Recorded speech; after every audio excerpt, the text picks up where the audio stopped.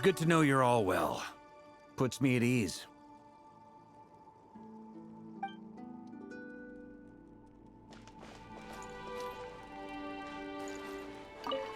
I have confirmed that you are all in good health.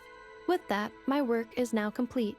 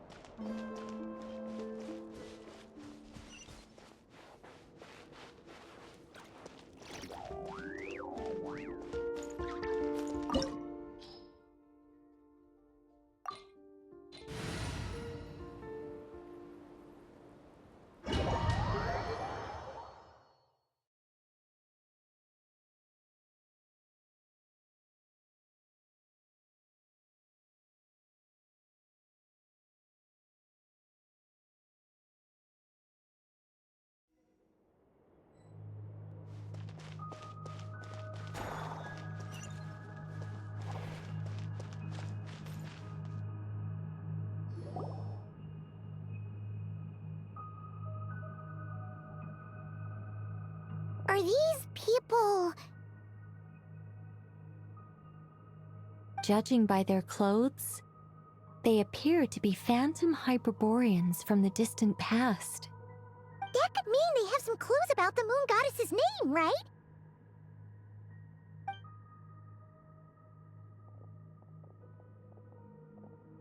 Hey there! Could you tell us what the moon goddess's name is? Sorry. That's probably a weird question, huh? How do we explain this? The moons are long gone, and their goddesses are dead. Their names no longer mean anything. When a new moon goddess is born, we will surely know her name. We have used every last resource at our disposal. All that remains is to wait, patiently and quietly.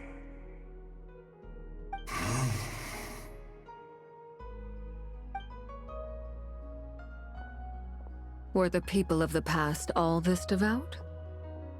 It looks like this phantom doesn't intend to converse with us any further. Surely the new moon goddess he speaks of must be Columbina. Alas, Kuthar's birth came long after the age in which he lived.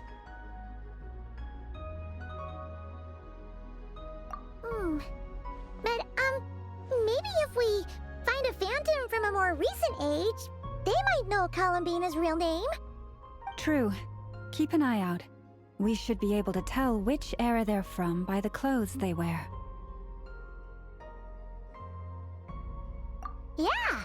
You've been pretty talkative this whole time. What changed? Oh, nothing. I'm fine. You all make good points. When the Hyperboreans speak of moon goddesses, they mean the three from truly ancient times. I can't imagine they would know anything about our current moon goddess. There once was a time when the moon goddesses blessed them greatly and protected them from harm. So, when the war between the gods and dragons plunged the world into chaos, it seems they looked once more to the moons for help, praying for a new goddess to be born. Yeah, that checks out. Let's continue on. Who knows what else we may discover?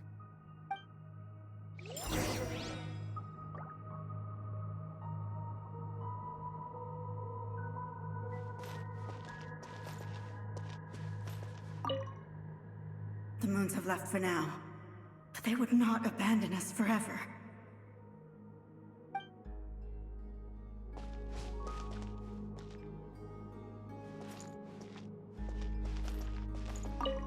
When the moons rise again, we shall receive their protection once more. Even in the darkest hour, there is always a way out.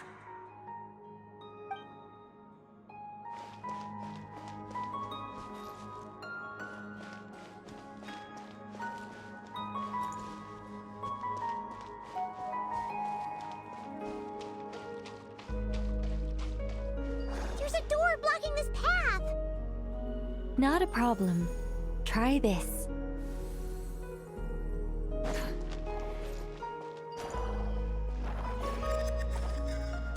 Whoa!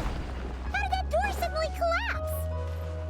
This device was maintaining the door's integrity. Remove the core, and the device stops working.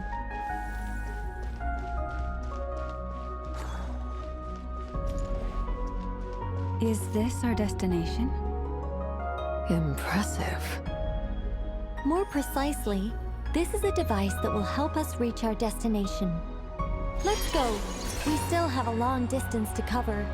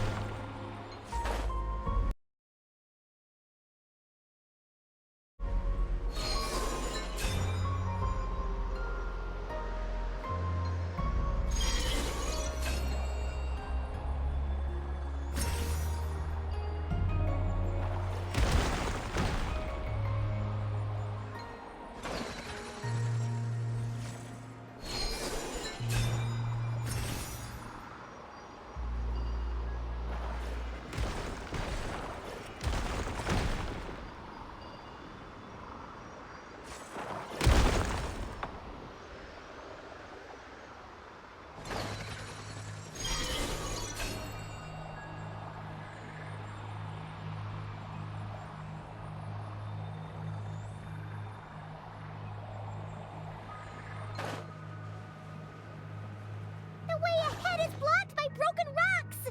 Oh. Let's try that device again. Remember the door from earlier?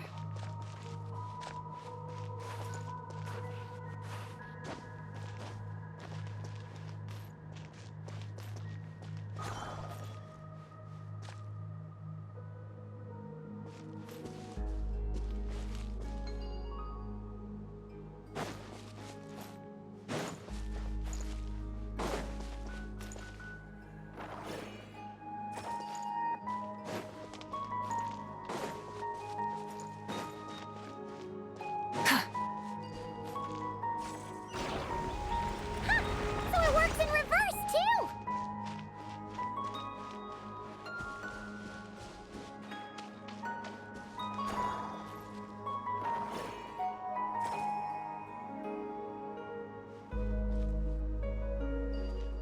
The humans we see are all phantoms, but the monsters are real. What a fascinating place. There'll be plenty of time to admire it later. Yahoo! Leave it to me! Will I become a star in the sky?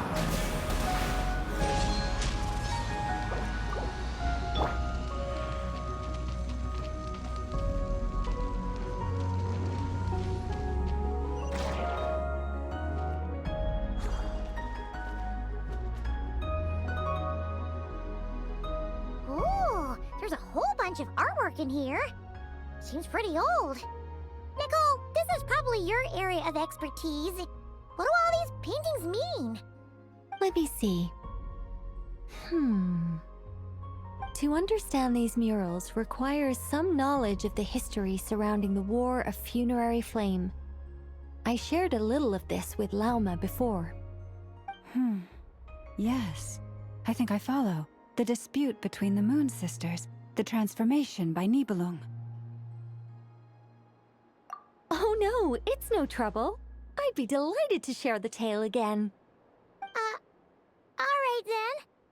Tevat's 3 moons and their goddesses were brought into being by the will of Nibelung, the then ruler of Tevat.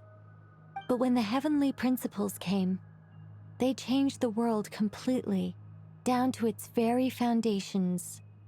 The moon goddesses were nowhere near strong enough to challenge this entity. But the heavenly principles did not view them as heretical entities that had to be removed.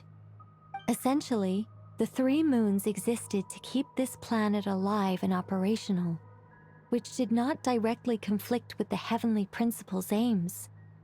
Nevertheless, the inherent precariousness of this arrangement would soon be revealed. Nibelung returned. Yes. He did.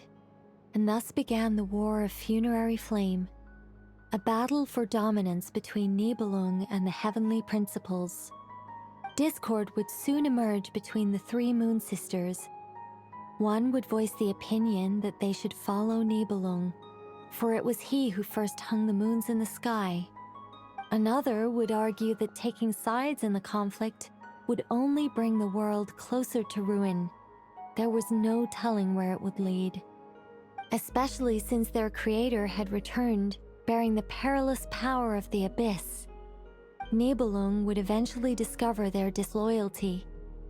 He had all three imprisoned before transforming the moons into weapons with which to fight against the Heavenly Principles. What? Weapons? Yes, the very moons that had once defended the planet became instruments of death and destruction, striking terror into the hearts of all living things. And although the Heavenly Principles and the three Moon Sisters had once been at peace, it now seemed that the moons posed an unacceptable threat to Teyvat. It is possible that the Heavenly Principles did not know of the goddess's imprisonment. If so, the weaponization of the moons would surely have been viewed as an intentional breach of the peace agreement. Regardless of who knew what, when, the Heavenly Principles shattered two moons and flung the other beyond the skies. Whether the goddesses managed to escape Nibelung's captivity after his fall, nobody knows. But this much is certain. From that day on, the moons no longer belonged to Teyvat. The rejection slowly drained their power until eventually they passed away. So that's the full story. You say the moons ceased belonging to Teyvat from then on. Why then would Columbina be born here?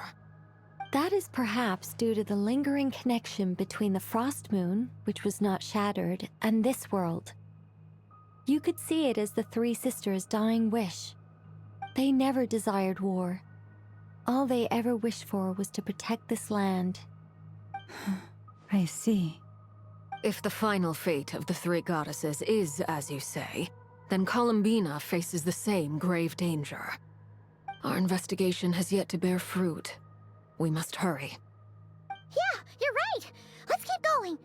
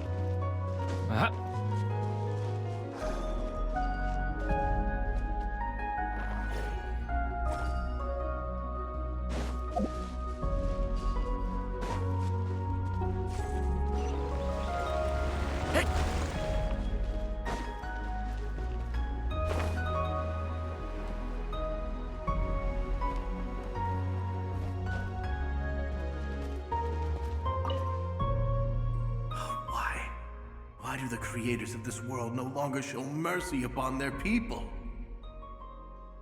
Remember his words. We must change our fate with our own hands.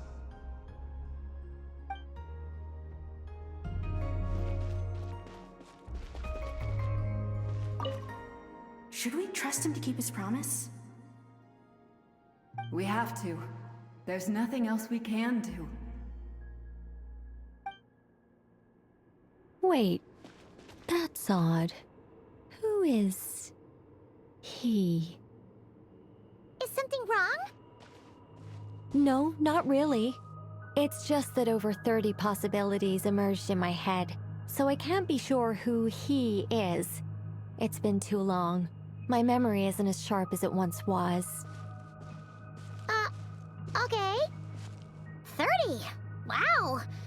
Impressive.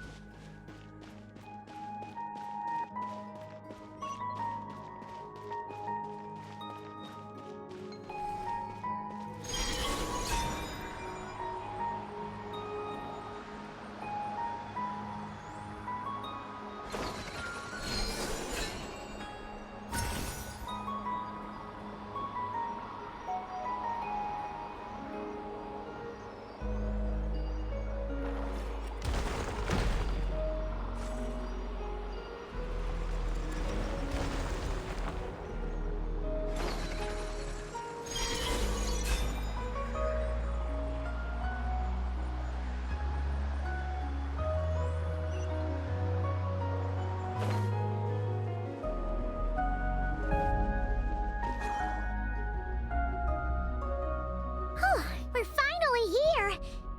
Guessing we'll need to activate this thing? Indeed. I was a little worried about that at first, but as we got closer, I sensed that the Kuvaki within it flows unimpeded. It should be functioning normally.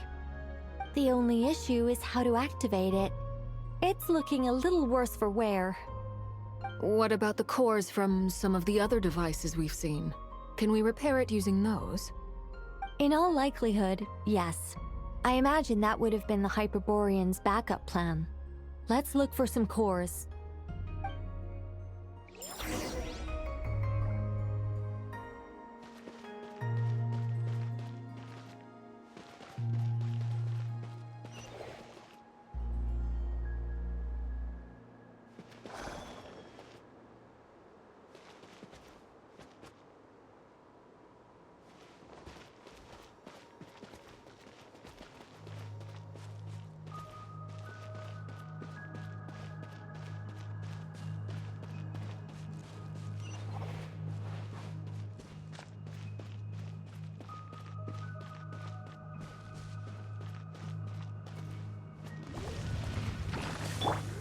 Here we go!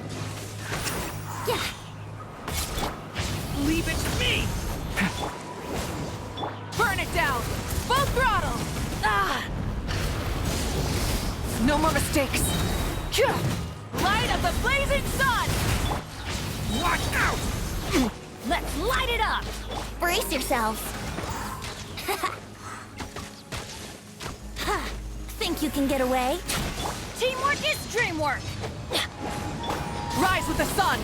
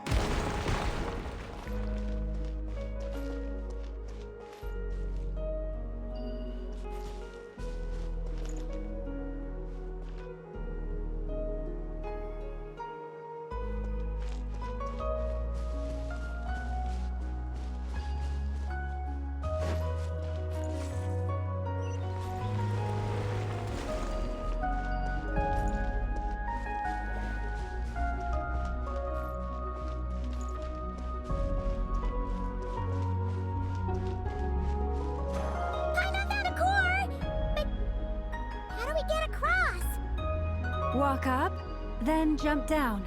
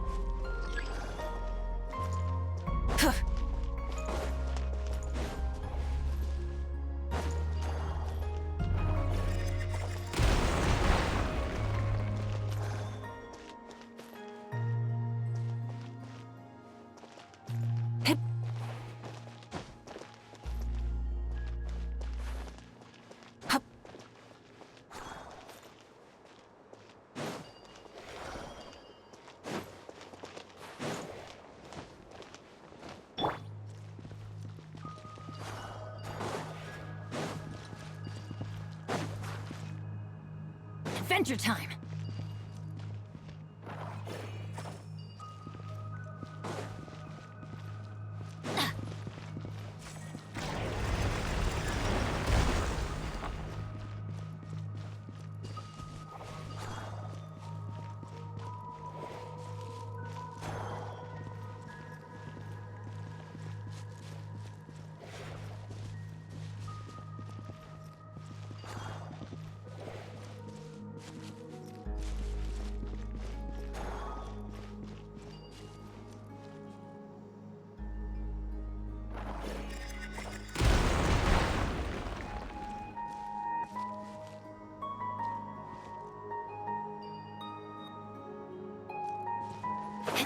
That should be enough cores. Let's head back.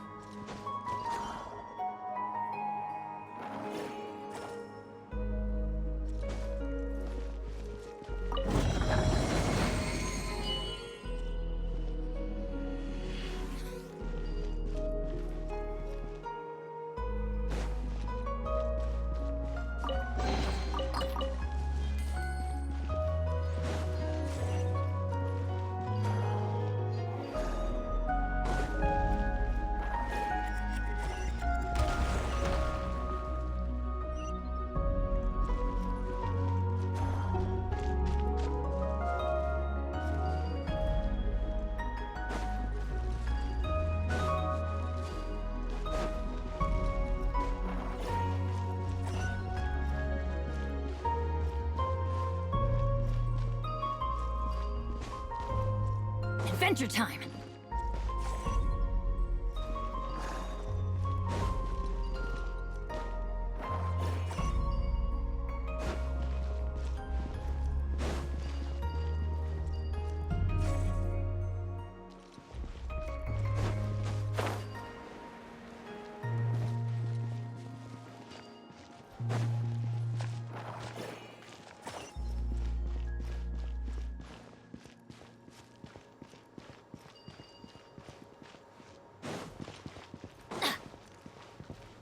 Adventure time!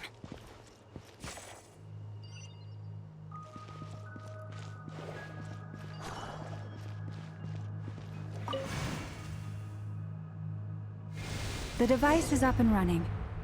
It's hard to believe that the ancients were capable of constructing such things. I'm on Caesar destination! It's right up ahead! Yes, let's go.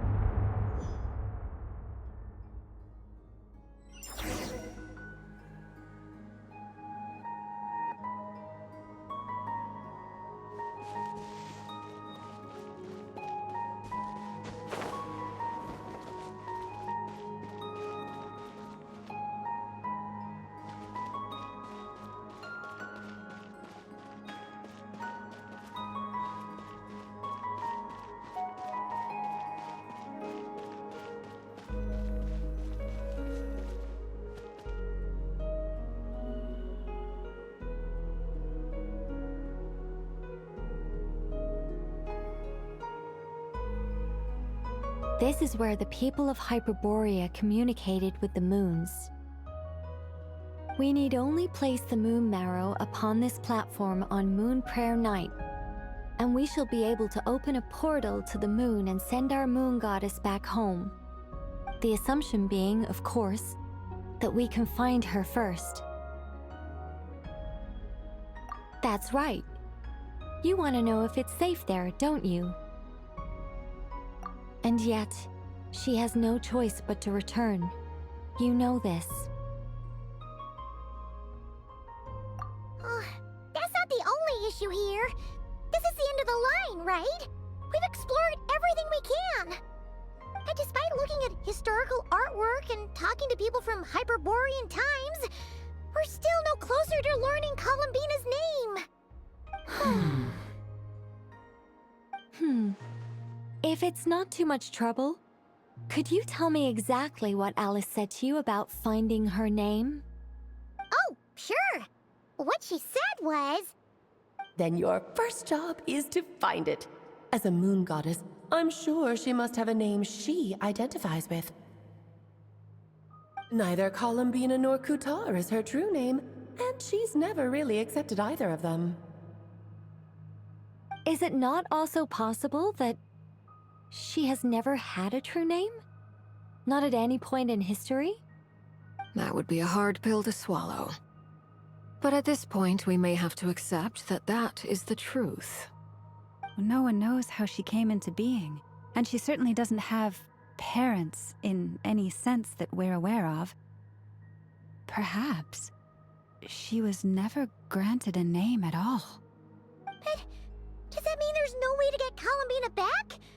She's just gonna disappear and there's nothing we can do about it? Huh? Wait, why all this pessimism? Was it the way I phrased this question? You all seem to be taking this in completely the wrong way.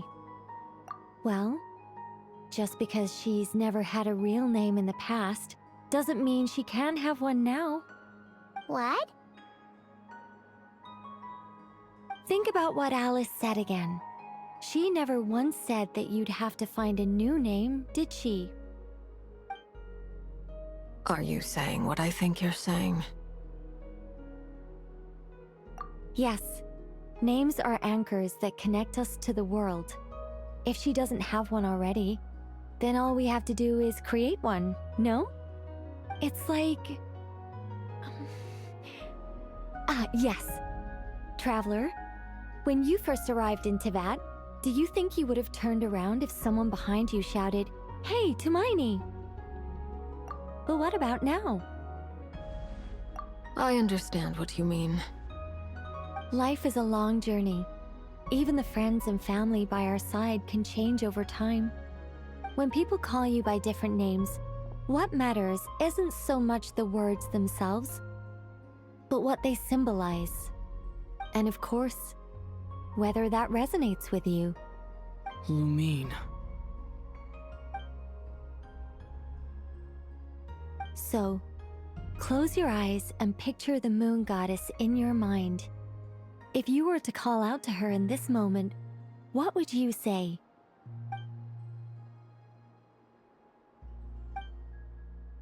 Columbina. Columbina. Paimon would call her Columbina too. Well, she has long forsaken everything that Kutar represents. I think from now on I should call her Columbina too. Well, it sounds to me like you found your answer. Are you sure? Is it really that simple? We haven't found her this whole time, and not for lack of trying. For a journey like this, the process is every bit as important as the outcome. Had you not searched far and wide, rejecting every other answer you were offered? How could you have come to an answer you felt was finally correct? Oh, it all makes sense now. This has Alice's fingerprints all over it.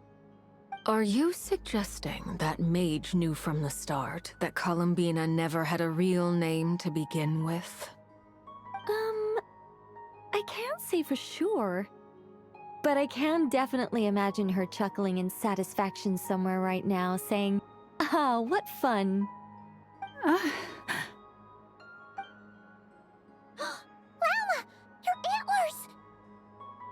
You should hurry. The festive moon has begun to rise. Do not worry, for when you called the name Columbina just now, I could sense that the power within was enough to summon back the moon goddess. The power within what? The name? Yes, so... the thing is...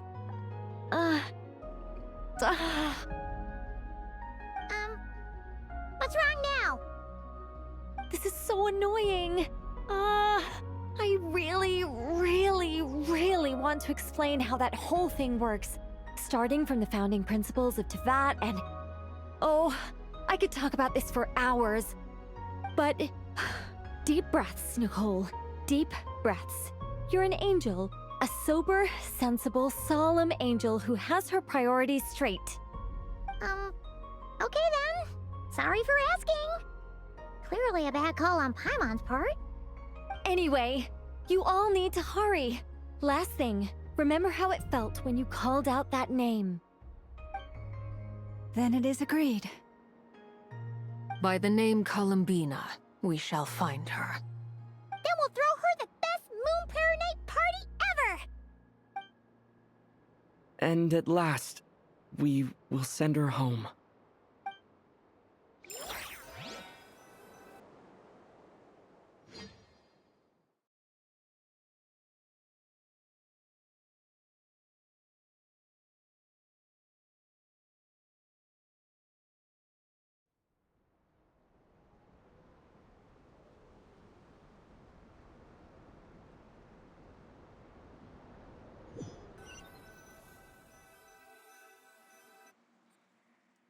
I can barely move anymore.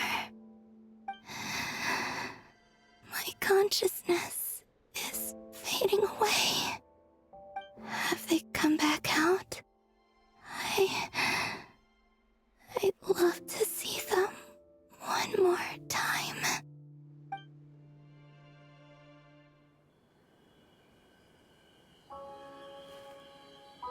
They didn't make it.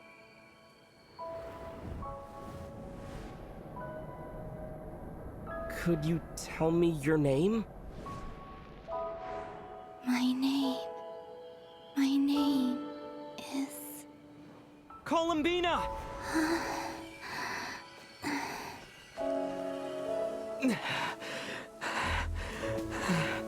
Columbina! Are you here? Columbina! That's the name you gave when we first met. And it's what I've called you ever since. Columbina.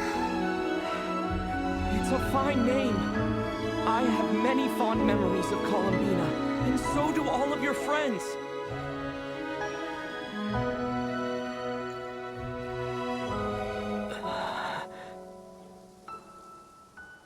If you like this name...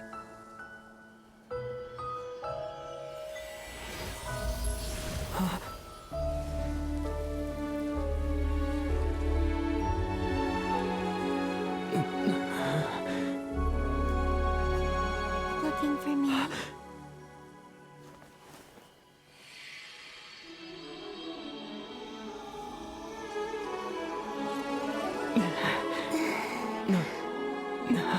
I like it. You can carry on using it. My name is Columbina Hyposelenia.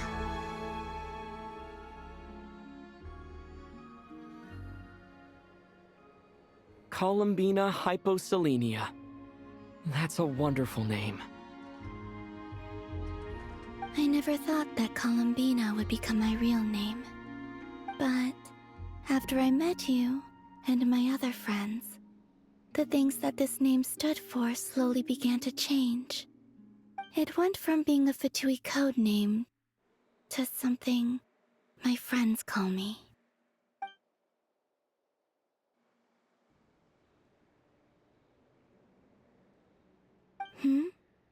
What is it?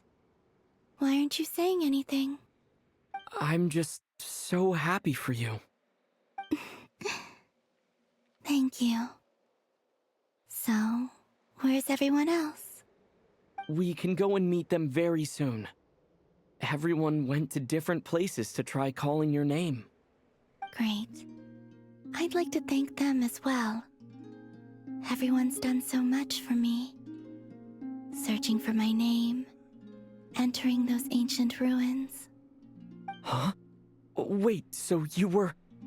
Yes, I was there. Not physically, but my consciousness was still holding on. I followed you the whole way. Starting from when? You turned around and called out my name while you were in Nasha Town. Do you remember?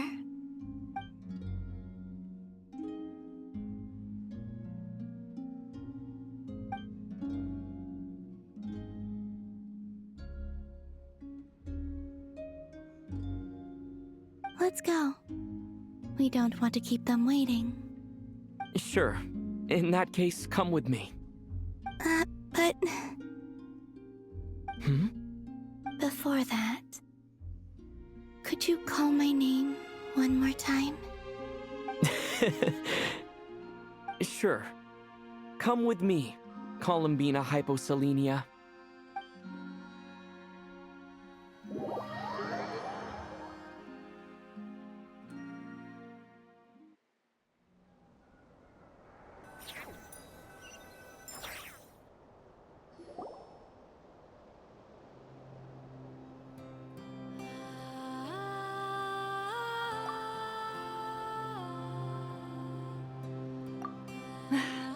Columbina!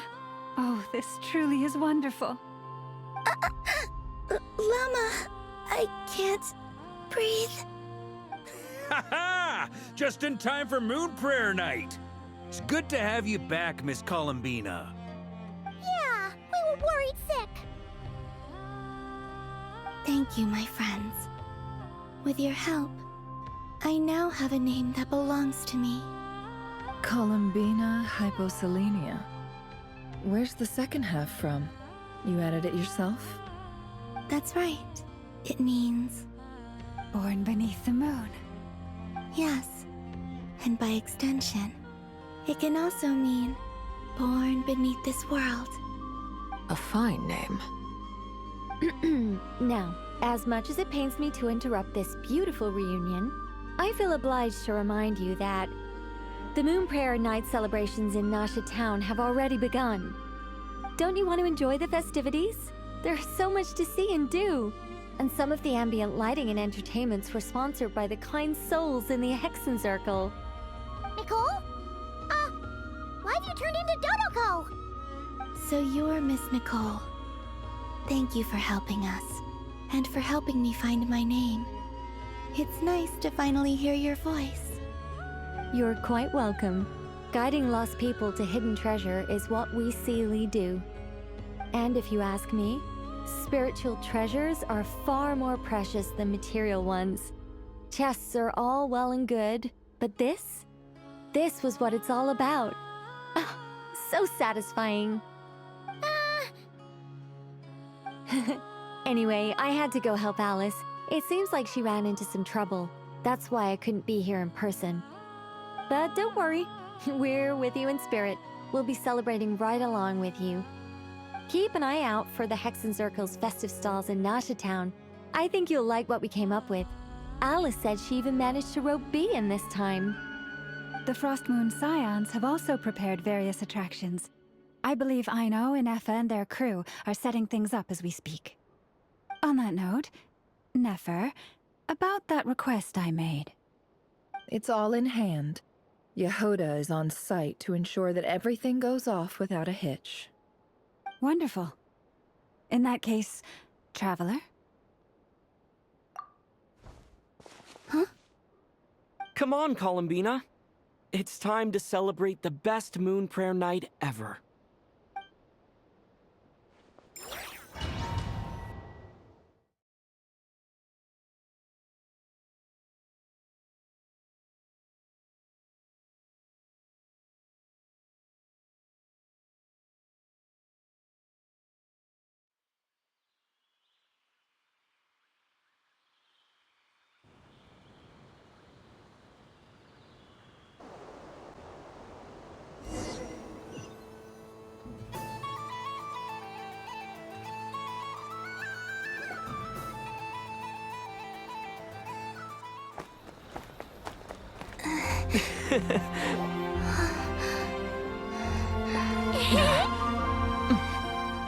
Hey, young lady. Would you like some Moon Prayer Night candy? Happy Moon Prayer Night. Oh, yeah. I almost forgot to say. Welcome home, Moon Goddess.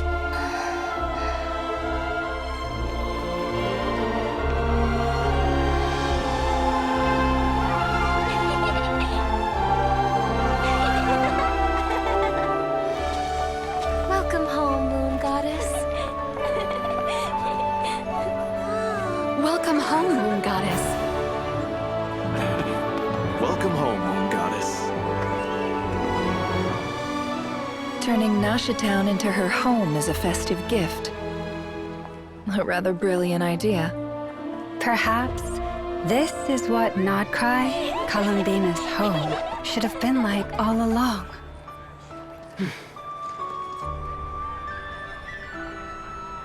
Thank you for the gift. I like it a lot.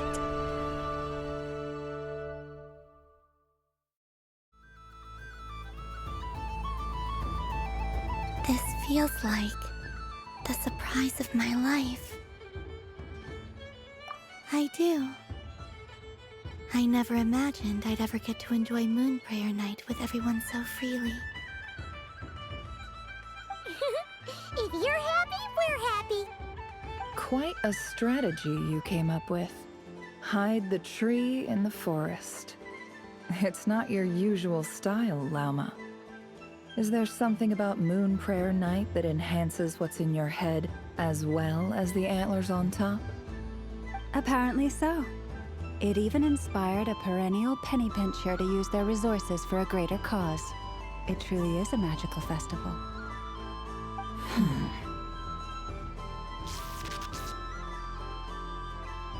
I see it now. This bickering is actually a sign of a strong relationship. Huh? What's everyone doing here? Oh! Miss Columbina, you're back! Yes, I'm fine now. Thanks for your concern. How's your progress with Alice's assignment? Very well indeed. I've never heard her sound so excited.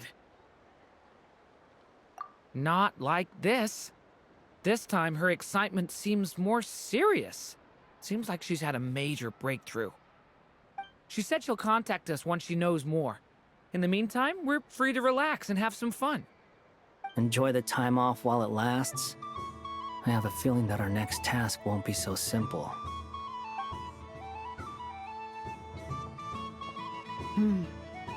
I should go.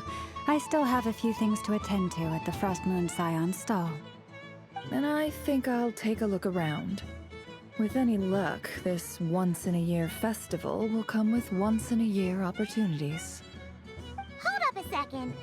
Where's Varka? I believe he made a beeline for the flagship the moment he entered Nasha Town.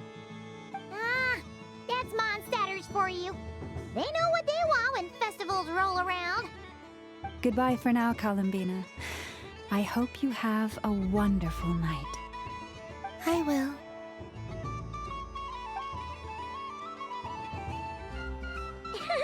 Well, in that case, don't just stand there. Get out there and have some fun. You'll definitely get a warm welcome at every stall. Oh, also, take this map with you. It's a guide to the festival.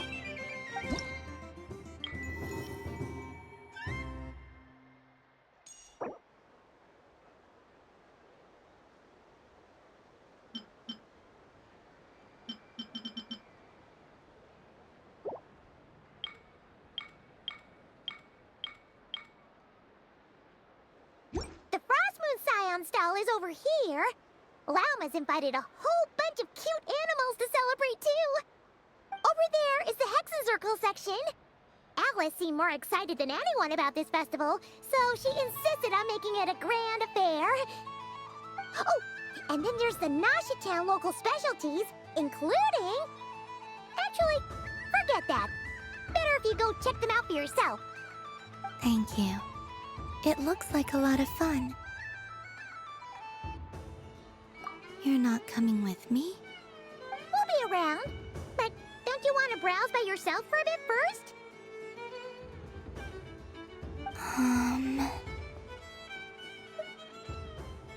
Yep. If you find something you like and want to try it out together, just give us a shout. We'll be right with you. Otherwise, just relax and enjoy yourself. There's so much on offer, so try to experience as much as you can. And don't forget to stuff yourself with all the delicious festival food!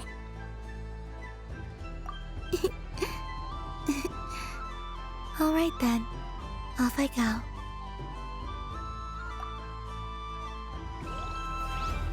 Where's should I go first? This must be the mage's stall. It feels like I've entered a fairy tale.